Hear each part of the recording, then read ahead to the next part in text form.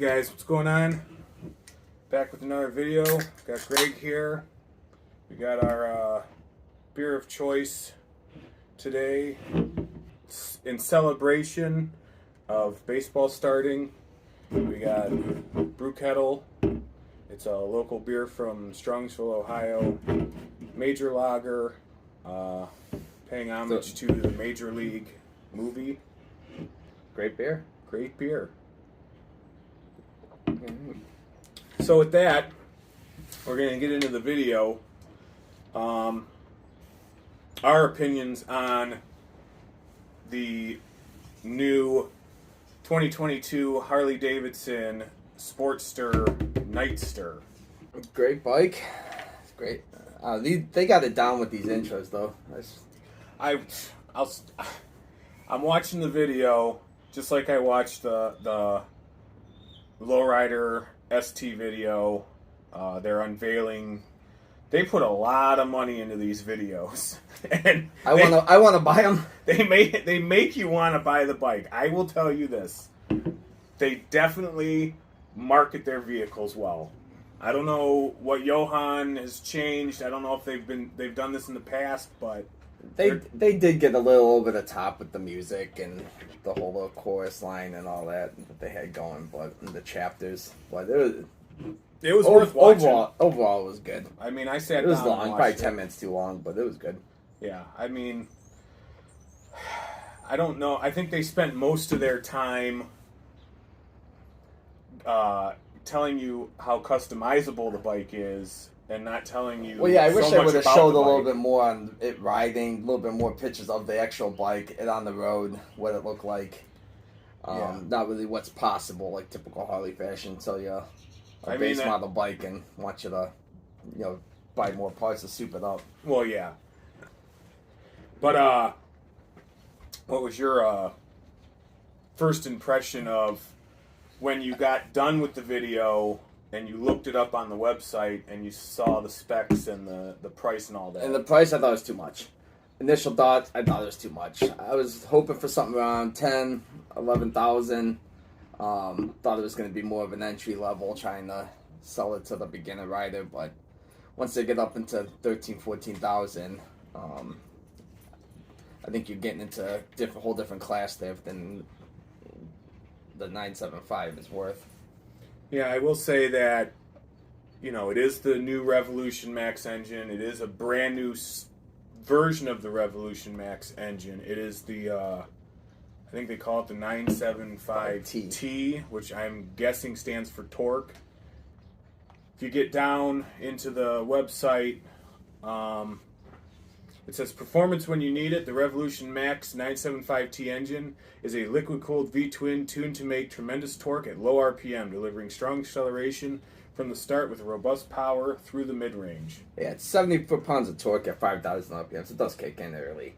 Yeah. And it's a lot of torque. That thing's going to be a rocket ship, though, with how light it is. I mean, I think it comes in 90 pounds, 80 pounds less than the Sportster. I think they said it was... The weight shipped is 462 and in running order is 481. So it's a light bike. He mentioned a second ago they moved the gas tank under the seat. It's like a moped. It's small. Something comes in just under over 3 gallons. I think it's 3.1 gallons. Yeah. So overall, though, I mean, it's a sweet bike. Well, yeah, I think with the fake gas tank that they put on the bike, there's going to be a lot of customization that comes out of that because I don't think it's metal. I think it's plastic. I'm not 100% sure, but I mean, you could take that off. Aftermarket companies might make additions to it or different size tanks or different looking tanks. I mean, they are banking a lot on the aftermarket companies to sell this bike. Well, that's the main focus of what the 10-minute, 15-minute video was. I mean, they showed 4 or 5 different bike customizers. Which was super cool. Yeah, and they tore this bike apart. Brand new bike, probably had 0 miles on it, tore it apart and made it what they, envisioned, yeah. what they envision in their customization. You look at this is probably going to be just like the Lowrider ST. If they can even get this bike out, you're probably going to be looking at a markup. I mean, you're not going to be paying $13,499 for this bike. Yeah, you're going to be up $15,000-$16,000 at the freight, title, tax, everything else they want to throw at you. So right now the Vivid Black is $13,499. A color option is $13,899. ABS is standard. $400 difference. Yeah, $400 difference. Harley's website shows a California emissions of $200. I think only the state of California would have to pay that. I've never actually paid that. A freight of $575 and a surcharge of $500. Now that's directly on Harley's website. So your dealership might work off of Harley's MSRP and freight and surcharge, but they might also mark it up. As he said before, the Lowrider ST, there was certain dealerships I've heard marking up $5,000 to $10,000. So having said that, would you personally buy this bike or one of its the other options like a Scout Bobber, Triumph Bobber, something comparable? Yeah, if you look for the price, I mean, if you look at Harley's website right now and just comparing Harley to Harley, your Nightster comes in at $13,499 and your Sportster S, which has the 1250 Revolution Max engine in it, comes in at $15,499. Now, your Iron 883, the price has gone up, increased over the past few years, $11,249. And then when you want to get into the Milwaukee 8 V-twin, the Softail Standard comes in at $13,949. So for a couple $100 more, you can get a Softail Standard with the Milwaukee 8 107 in it, which is also just like a blank slate. Which is that bike is literally the ultimate customization bike for a Harley. You start with nothing, you can make it whatever you want. Right. If you want to go into more of a performance-focused bike, that would start with the Fat Bob, and that's the 114 engine, and that starts at $18,330. Which I haven't actually ridden the new Fat Bob, but I did own a 2015 for 7 years. Love that bike. So, is the price point good? We're gonna compare this to an Indian Scout, and then a Bonneville Bobber. So the Scout Bobber comes in just the base Scout Bobber. We're not talking about the Scout 60s, which has the detuned engine and the 5-speed. We're talking about the regular Scouts with the 6-speed. They start at $11,499 and go all the way up to, what is it, $12,499? Well, the Scout Bobber Gold was $13,899. Yeah. Okay. You're looking at 100 horsepower for that with a little bigger gas tank, just barely bigger gas tank.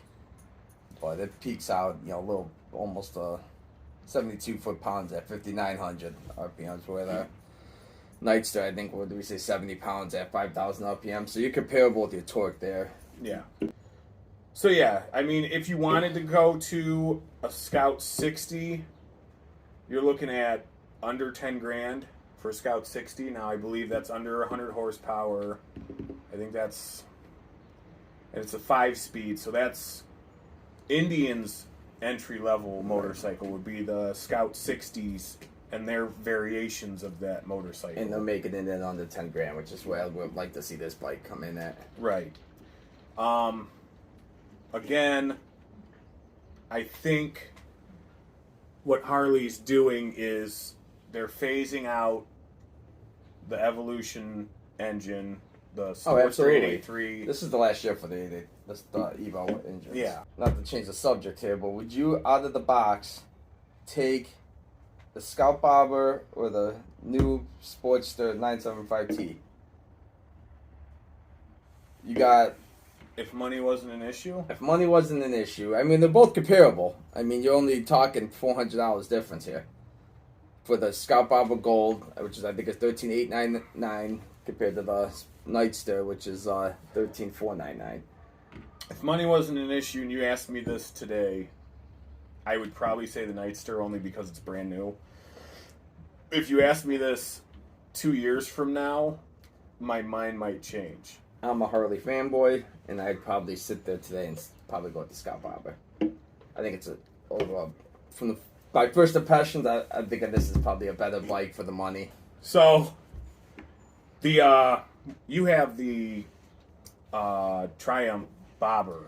Yeah, so the Bonneville Bobber comes in at 1,200 cc's at the price of $13,495, which is $5 cheaper than the Nightster. You're looking at comparable numbers. I mean, 76 horsepower. I think the Nightster was what, 90?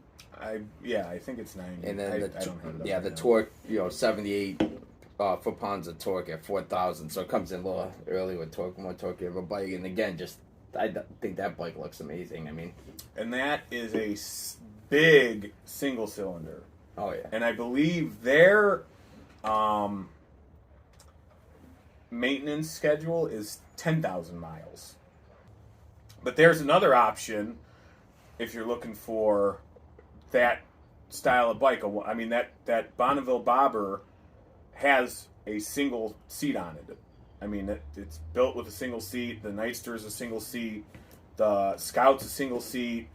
The Rebel 1100 is a single seat. So these are all bikes that were made lightweight for someone who wants to get up and go, bop around town. Commute back forth to work, those kind of things. Another good point that he just brought up. So on the Sportster S, they have the brand new digital display, fancy, whatever. I don't know what it is, but it's all digital. It's all digital. It's the 21st century. They should, that's what it should be. The Nightster came back out with a version of what is on the new 2022 Lowrider S, but there's different functionality in it because there's different ride modes for the bike, which is pretty cool. Yeah, it doesn't have. The Nightster has traction control. I think it's got sport mode. It's got 3 different modes: road, mode, sport, and rain. Yeah. ABS, traction control, but there's no RDRS like your bike has. Right. It doesn't have lean angle sensors or any of that stuff. But yeah, so for the price point of $13,499, I think it is. Right. What do you guys think of the new Nightster? Is it priced right? Is it something that you guys are looking for? And do you think it's going to sell well? I'm guessing, we haven't heard a date, but I'm guessing they're going to get these out soon. Probably quicker than the STs. So yeah, to wrap this up, I guess, what is your opinion, your initial opinion and thoughts on the Nightster? When you were done with that video, what did you think? I thought the styling was cool. I thought they did an awesome job showcasing what you can possibly do with this bike. Again, I think they're banking a lot on the aftermarket world to come up with some cool stuff to be doing with this bike. Overall, though, for the price point, like we've talked about, I think I would go with probably a different route. Scout Bobber, Bonneville, even move up to a Street Bobber or Fat Bob again, just for that price point. Yeah, my initial thoughts, I agree with him. The Sportster Evolution engine, Sportster, the 883 or the 1200, the Evolution engine, there are parts on parts on parts on parts that you can find for that bike. You can customize a Sportster and no two Sportsters will look alike. That's how many parts they have for the Evolution engine Sportster. And I think they're trying to jumpstart the whole customization, like showing you this bike can be customized. This bike will be customized, and we're going to get it out there to show you and prove that it'll be customizable. You're not going to have hundreds of thousands of parts for it right off the bat, but which is what they're selling. Right. The video that they put out definitely sold me on it. Then I went on the website and saw how much it was. And I said, I don't think so. For 10,000, I'll just go find the Evo model Sportster that's still on the floor and buy that. Like he said, for the price, there are other things out there that are either under that price or right around that price that are just as good or, if not better. And let us know what you think down below. Yeah, like, comment, subscribe, tell us what you guys think. Do all the things. Yeah, do all the things. Tell us what you guys think on the new 2022 Harley Sportster Nightster.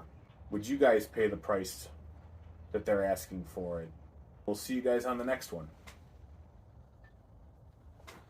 All right. Cut. Cut.